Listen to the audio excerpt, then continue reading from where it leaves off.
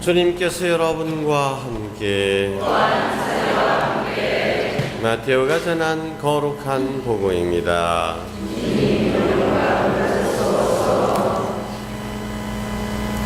그때 예수님께서 카이사리아 필리피 지방에 다다르시자 제자들에게 사람의 아들을 누구라고들 하느냐 하고 물으셨다. 제자들이 대답하였다. 세례자 요한이라고 합니다. 그러나 어떤 이들은 엘리야라 하고 또 어떤 이들은 예레미야나 예언자 가운데 한 분이라고 합니다. 예수님께서 그러면 너희는 나를 누구라고 하느냐 하고 물으시자 시몬 베드로가 스승님은 살아계신 하나님의 아드님 그리스도이십니다 하고 대답하였다. 그러자 예수님께서 그에게 이르셨다. 시몬 바르요나야, 너는 행복하다. 살과 피가 아니라 하늘에 계신 내 아버지께서 그것을 너에게 알려주셨기 때문이다. 나 또한 너에게 말한다.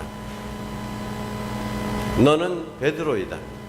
내가 이 반석 위에 내 교회를 세울 터인즉 저승의 세력도 그것을 이기지 못할 것이다. 또 나는 너에게 하늘나라의 열쇠를 주겠다. 그러니 내가 무엇이든지 땅에서 매면 하늘에서도 매일 것이고 내가 무엇이든지 땅에서 풀면 하늘에서도 풀릴 것이다. 그런 다음 제자들에게 당신이 그리스도라는 것을 아무에게도 말하지 말라고 분부하셨다. 주님의 말씀입니다. 그리스도님 찬양합니다. 앉으십시오. 참 예수님,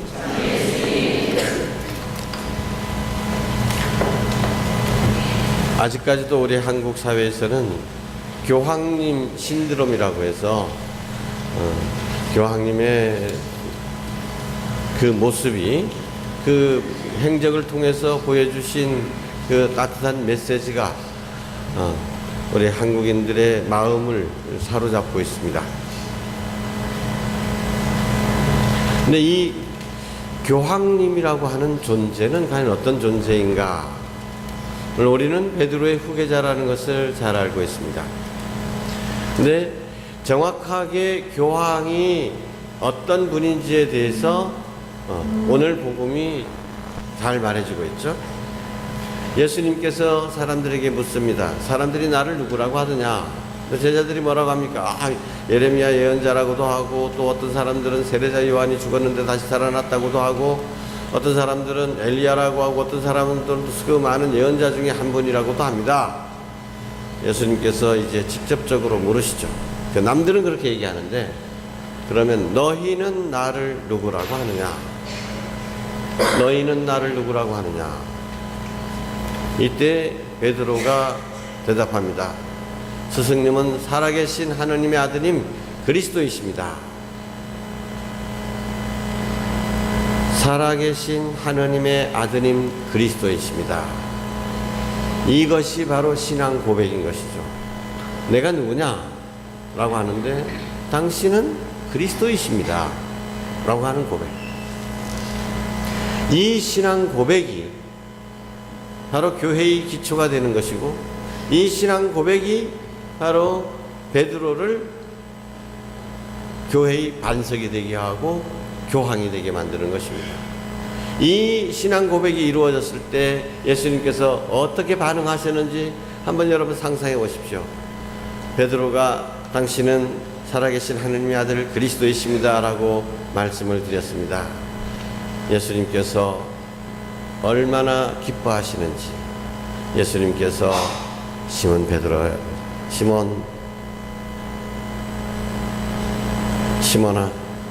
바르요나야. 바르요나라는 말은 요나의 아들이라는 말입니다. 바르요나야. 요나의 아들 시몬아, 너는 참 행복하다. 너는 참 행복하다. 너 입에서 그런 고백이 나올 수 있다는 건 그건 너의 머리에서 나온 것이 아니고 너의 살에서 나온 것이 아니고 너의 피에서 나온 것이 아니다. 하늘에 계신 내 아버지께서 너에게 가르쳐 주시기 때문에 너의 그 신앙 고백이 가능한 것이다.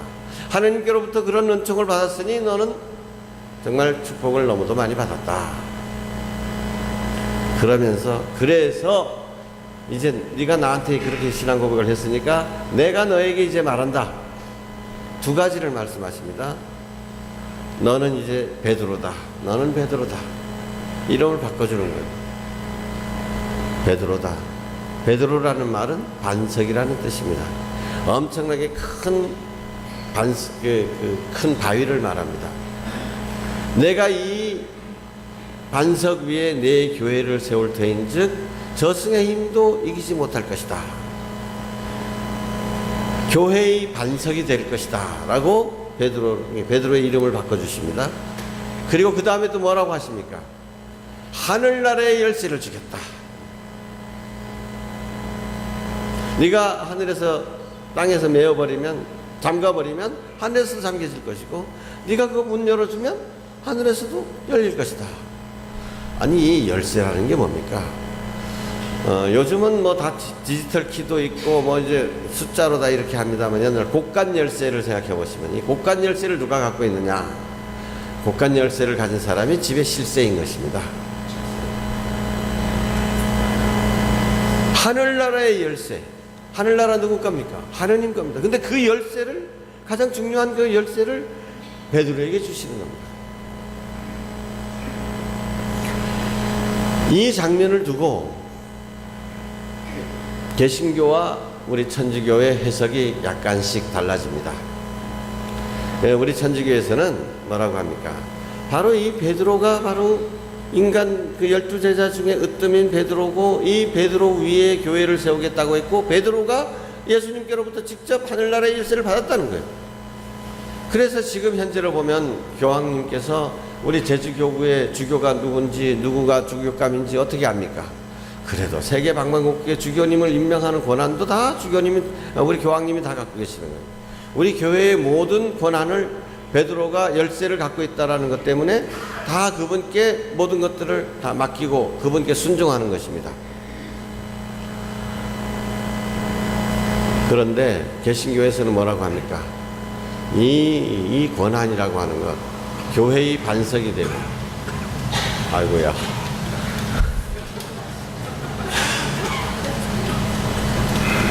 그래, 이렇게 비가 엄청나게 쏟아져도 끄덕하지 않는 이런 반석이 바로 베드로라는 거죠. 그런데 이 교회가 서 있는 든든한 반석은 베드로라고 하는 개인에게 맡겨진 것이 아니다. 바로 그 앞에 베드로가 한 신앙 고백, 당신은 하느님의 아드님 메시아 그리스도이십니다라고 하는 이 고백을 하는 공동체에 전해진 것이고 베드로는 그 공동체를 대표하는 것뿐이지 베드로 개인에게 주어진 것이 아니다 이거예요. 그러니까 다시 얘기하면 교회에 주어진 것이다. 그런데 사실 믿는 이들의 공동체인 교회에 주어졌다는데 이 교회의 반석, 교회의 기초, 그러면 이거 모순이 되잖아요. 지금은 이 개신교에서도 베드로의 권위에 대해서 노골적으로 부정하지 못합니다. 또 천주교에서도 교황님 개인에게만 하늘나라의 열쇠가 있는 것이다 라고 고집하지 않습니다. 이제는 그런 개신교가 지금까지 얘기해왔던 이런 공동체성도 있고 우리 가톨릭에서 강조해온 개인 베드로라고 하는 측면에 대해서도 다 같이 인정하는 분위기입니다. 그런데 그런 맥락에서 생각해보면 베드로에게만 주셨다고 하는 것은 베드로 한 개인을 뜻하는 것이기도 하지만 베드로와 함께 신앙을 고백하는 그 참된 신앙을 고백하는 모든 이에게 주어졌다라는 말도 성립하는 것이죠.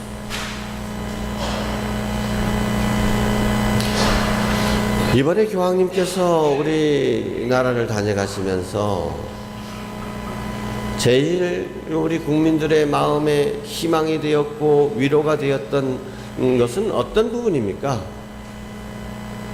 많은 분들은 교황님이 소울이라는 그 조그만한 그 소형차를 타고 다니셨다.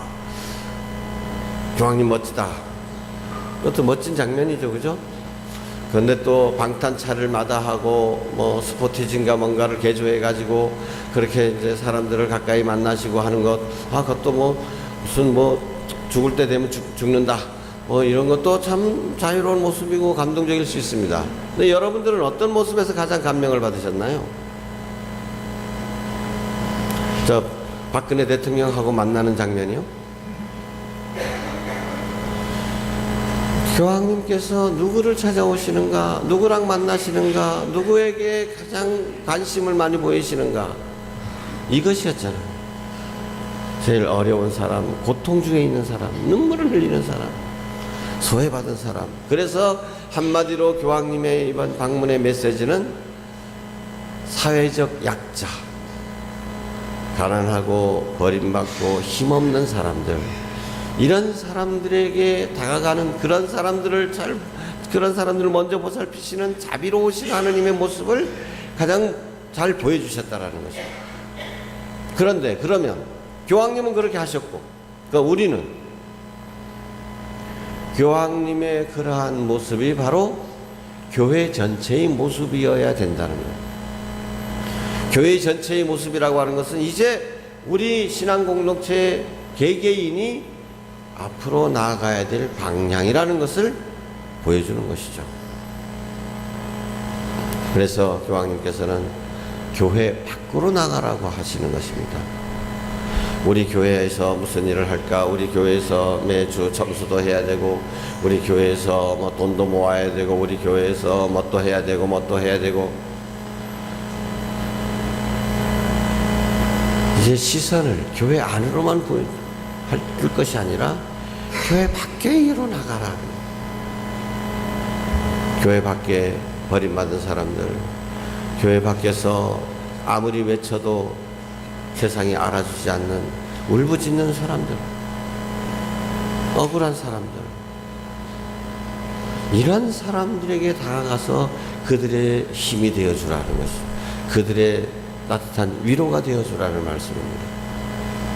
이것이 바로 교황님의 메시지인 것입니다. 우리는 가끔씩요, 하나님께서 우리에게 하시는 말씀을 나에게 하신 말씀은 아니겠지 하고 누군가에게 떠밀어버리는 경향이 있습니다. 예수님께서 시몬 바르노야나야, 너는 참 행복하다. 내가 너를 교회의 반석으로 삼겠다. 내가 너에게 하늘나라의 열쇠를 주겠다. 그러면 우리는 그걸 어떻게 받아들입니까? 그거는 베드로한테 하신 말씀이야. 뭐 내가 무슨 교회의 반석이야? 나하고는 관계없어. 하느님께서 뭐 나에게 뭐 천국의 열쇠를 줘? 이런 말도 안 되는, 상상도 할 수 없는, 뭐 나에게 열쇠를 주시냐? 근데 아까 말씀드렸죠? 개인에게만 주어진 것이 아니라 개인적인 측면도 물론 강하지만 공동체에 주어진 것이다. 그 말은 무슨 말입니까? 우리에게도 똑같은 사명이 주어졌다라는 것입니다. 교회의 반석이 되어야 되고, 어떤 교회 천국의 열쇠를 갖고 하늘나라를 풀 수도 있는 사람, 하늘나라를 잠글 수도 있는 사람이 되어야 된다는 것이죠. 그런데 여러분 한번 생각해 보십시오. 다음 주일에 우리가 듣게 되는 이 대목, 이어서 나오는 대목은 뭡니까? 베드로가 예수님께로부터 사탄아 물러가라는 질책을 받는 장면입니다. 이렇게 예수님께서 베드로에게 너는 정말 축복을 많이 받았다. 그래서 내가 너에게 하늘나라의 열쇠를 주겠고 너를 이 지옥문이 저승의 힘이 저이기지 못할 교회의 반석으로 내가 삼겠다. 이렇게 칭찬을 많이 해두셨는데 바로 다음 장면에 예수님께서 이제 그러니까 나는 예루살렘에 가서 십자가에 못 박혀 죽게 될 것이다 라고 예언을 하십니다. 그러니까 베드로가 뭐라고 했습니까? 아이고 예수님 절대 그러면 안 됩니다. 그러니까 예수님께서 뭐라고 하셨어요? 사탄아 물러가라. 사탄아 물러가라. 방금 교회의 반석이었다가 하늘나라의 열쇠를 받은 베드로가 사탄으로 바뀌어버렸습니다. 그뿐입니까? 지지난주 복음에서 예수님께서 이 바닷물 위를 걸으시는데 베드로가 아이고 나도 바닷물 위로 걷게 좀 해주십시오 했다가 그 진짜 바닷물 위를 걸었죠. 몇 걸음 가다가 그냥 물에 또 빠지지 않았습니까? 왜 그렇게 믿음이 약하냐? 왜 그렇게 의심하였느냐? 안타까움의 대상이 바로 베드로입니다. 그것뿐입니까? 예수님께서 십자가에 못 박히시기 전날 제자들과 함께 저녁 식사를 하시는데 이 중에 누가 나를 배반할 것이다. 그리고 너희들 나를 두고 도망갈 것이다 하니까 베드로가 뭐라 그랬습니까? 선생님, 섭섭한 얘기 하지 마십시오. 맨날 선생님을 위해서라면 내 목숨까지도 바치겠습니다. 호언장담을 했지 않습니까? 예수님께서 뭐라 그랬어요? 그래, 너 오늘 닭이 울기 전에 3번이나 나를 배반할 것이다. 막상 예수님께서 붙잡히시는 때 예수님 면전에 보면서 난 저 사람을 모른다고 헌명세까지 해가면서 배반했지 않습니까? 그런 나약한 인간이 베드로입니다.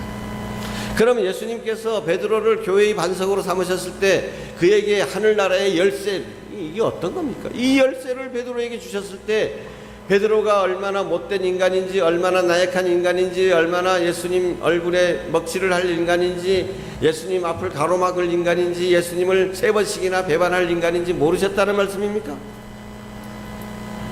다 알고 계셨죠.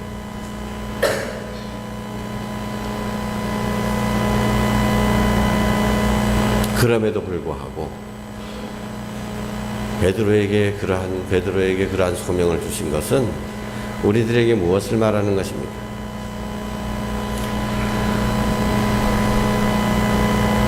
여러분 모두 눈을 감고 한번 상상해 보십시오.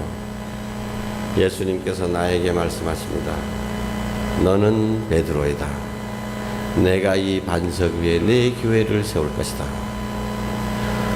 또 나는 너에게 하늘나라의 열쇠를 주겠다. 아이고, 난 그거 감당 못합니다. 내가 어떤 교회의 반석이 됩니까? 나 같은 놈이 왜 교회 세웠당 교회는 1시간도 못 되어 무너져 버릴 겁니다. 내가 어떻게 하늘나라의 열쇠를 감히 받을 수가 있겠습니까? 난 그거 감당 못합니다. 많은 사람들이 하나님의 소명에 대해서 그런 반응을 보입니다. 교회 밖으로 나가라. 아이고, 나 교회 밖으로 나가면 나 어떻게 해야 될지 몰라가지고. 교회 안이 안전합니다. 교회 안이 편안합니다. 그래서 교회로 왔는데 나보고 또 밖으로 나가라고요? 어려운 사람을 돌보라고요? 나 앞가림도 하기 힘든데 무슨, 나는 도저히 그런 힘이 없습니다. 나 그거 못합니다.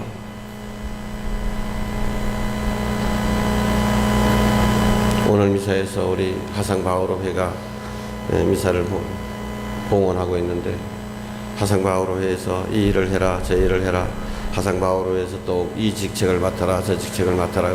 아이고, 나 그거 못합니다. 나는 능력이 없습니다. 우리 성당에서 내부에서 제일 골치 아픈 것 중에 하나가 구역 반장할 사람이 없다는 것. 다 못합니다. 다 못합니다. 베드로라면 예수님께서 너는 베드로다. 내가 이 반석 위에 내 교회를 세우겠다 하면, 아이고 예수님, 난 그거 못합니다. 나 그거부터, 나가 어떤 반석이 될 말이과, 하늘나라의 열쇠를 주겠다 할 때 나 그거 못합니다. 나 그거 무거운 짐입니다. 이렇게 해야 될까요? 또 베드로가 그렇게 한다 하더라도 베드로의 약점을 모르고 계신 예수님이 아니십니다. 그와 마찬가지로 예수님께서 여러분에게, 여러분 각자를 당신 교회의 기초로, 당신 교회의 반석으로 삼으실 때, 하늘나라의 열쇠를 여러분에게 맡기실 때 여러분이 얼마나 나약한지, 얼마나 부족한 존재인지 모르는 것이 아닙니다. 어쩌면 우리 자신보다도 우리에 대해서 더 잘 알고 계십니다. 그럼에도 불구하고 그와 같은 엄청난 소명을 우리에게 맡겨주시는 것은 무엇입니까? 당신이 우리와 함께 하시겠다는 것입니다. 그래서 교황님께서 우리 교회 사람들 모아놓고 하신 말씀인 것은 두려워하지 말아라. 두려워하지 마십시오. 밖으로 나아가는 것을 두려워하지 마십시오. 왜? 나의 능력을 믿고 나의 경륜을 믿는다면 당연히 두려워집니다. 어린아이가, 태아가 엄마의 뱃속에서 빠져나오지 않으려고 그렇게 바둥바둥거리고 그렇게 자지러지게 울어대는 까닭이 무엇입니까? 그 안이 편하기 때문이죠. 나가면 죽을 줄 알기 때문에 그렇습니다. 두려워합니다. 그러나 두려워하지 말아라. 왜?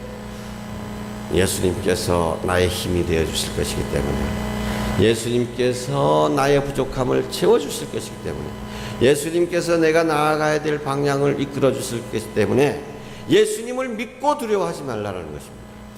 예수님께서 세우시니 예, 알겠습니다.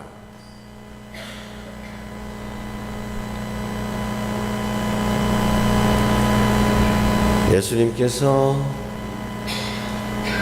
나에 대해서 나만큼 잘 모르고 계시다는 어처구니 없는 착각은 하지 맙시다. 예수님께서 내가 얼마나 나약한지, 얼마나 가난한지, 얼마나 부족한지, 얼마나 미약한 죄인인지 너무나도 잘 알고 계십니다. 그럼에도 불구하고 나를 당신 교회의 기초로 삼으십니다. 나를 하늘나라의 열쇠의 소유자로 삼으십니다. 감사드립시다. 그리고 주님께서 그러한 나를 이렇게 고귀하게 써주심에 감사하면서 주님만을 믿고 교회 밖으로 주님께서 만나라고 하는 사람들, 주님께서 돌보라고 하는 사람들을 향해서 용감하게 나아가도록 합시다. 아멘.